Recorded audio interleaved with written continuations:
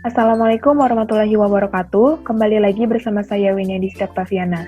Di video kali ini saya akan menjelaskan tentang intrinsic value dan margin of safety serta bagaimana caranya menghitung menggunakan metode dari Benjamin Graham dan menganalisis cara menentukan harga yang pas pada saat pembelian saham. Next, di sini sudah tersedia rumus Benjamin Graham method, yaitu intrinsic value sama dengan EPS dikali 7 ditambah 1G dikali GOV dibagi triple A. Penjelasannya ialah EPS sama dengan laba per lembar saham. 1G ialah growth atau pertumbuhan perusahaan yang dibatasi atau maksimal 15%.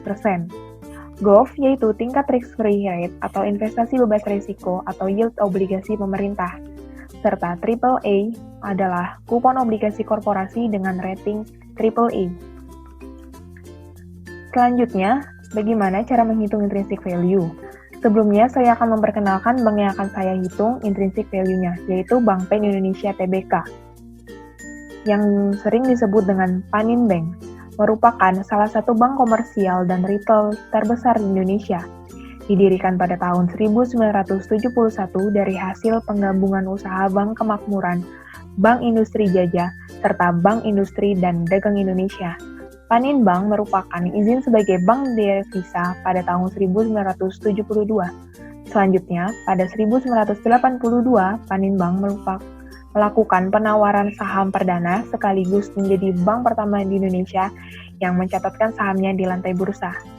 Adapun jasa dan layanan Bank Panin seperti tabungan Panin Bank, tabungan junior Panin, tabunganku, dan tabungan bisnis.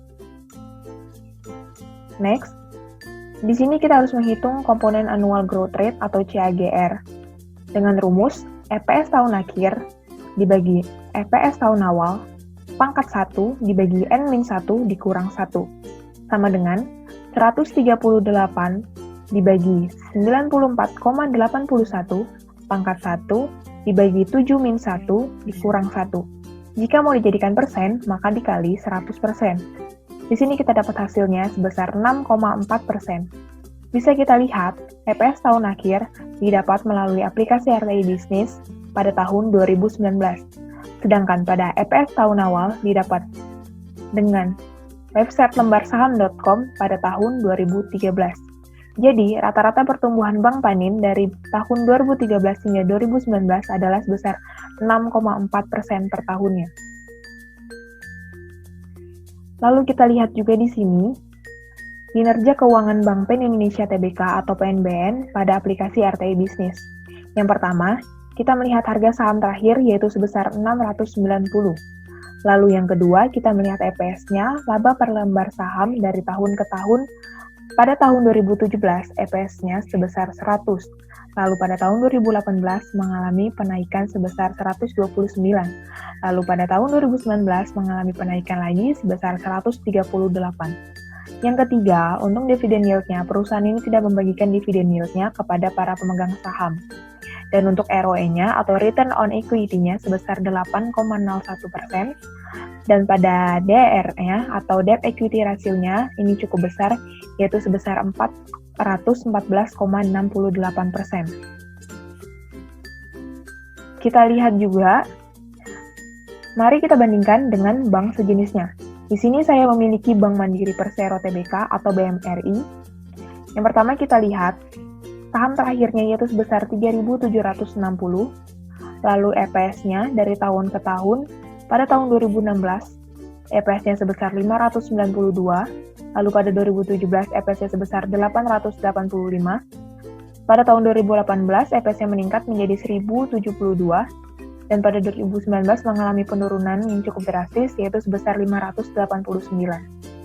Dan yang ketiga kita lihat dividen yield-nya di sini sebesar 9,40%, dan EROE-nya atau return on equity-nya sebesar 13,43%, dan DER-nya atau debt equity ratio-nya di sini cukup besar yaitu 542,13%.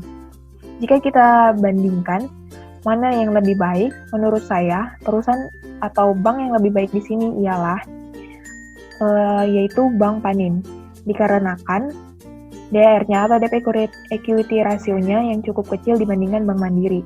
Walaupun di Bank Panin tidak dividen yield-nya tidak dibagikan kepada para pemegang saham. Lalu selanjutnya kita masuk ke rumus intrinsic value.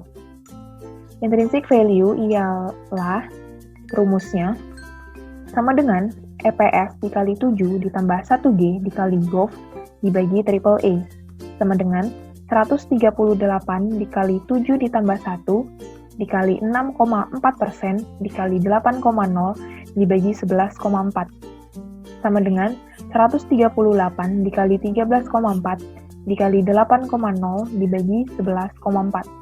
Hasil yang kita dapat ialah 1298. Penjelasannya di sini ialah EPS akhirnya kita dapat melalui tahun 2019. G atau growth yaitu hasil dari CAGR yang sudah kita hitung pada slide sebelumnya, yaitu sebesar 6,4%. Lalu GOV atau kupon obligasi pemerintah yang didapatkan pada web ibpa.co.id dengan mengasumsikannya pada tenor 10, yaitu sebesar 8,0. Dan pada laman website dan tenor yang sama didapatkan juga kupon obligasi korporasi dengan rating AAA yaitu sebesar 11,4. Dan diperoleh harga wajar dari Bank Panin yaitu sebesar 1.298. Selanjutnya kita akan menganalisis apakah Bank Panin ini under value atau over value. Menganalisis harga wajar Bank Panin yang sebelumnya sudah kita hitung yaitu berada pada kisaran harga 1.298. Sementara harga saham terakhirnya yaitu 680. Dapat kita lihat bahwasannya harga saham dalam kategori under value, yaitu harga saham terkini berada di bawah harga saham wajar. Dan sangat lebih baik untuk sekarang ini untuk berinvestasi atau membeli saham. Next, margin of safety, yaitu tingkat keamanan atau tingkat meminimalisirkan resiko dari berinvestasi. Dengan rumusnya yaitu intrinsic value dikurangin price dikali 100% dibagi intrinsic value. Di sini saya memiliki dua contoh penerapan margin of safety yang sudah diketahui presentasinya, yaitu 40% dan 45%. Nah, bagaimana cara menghitung besarnya harga beli saham dengan margin of safety sebagai berikut. Margin of safety 40%, yaitu price sama dengan intrinsic value dikali 100% dikurang 40%, sama dengan 1.298 dikali 60%, sama dengan 1.298 dikali 0,6, sama dengan 778,8.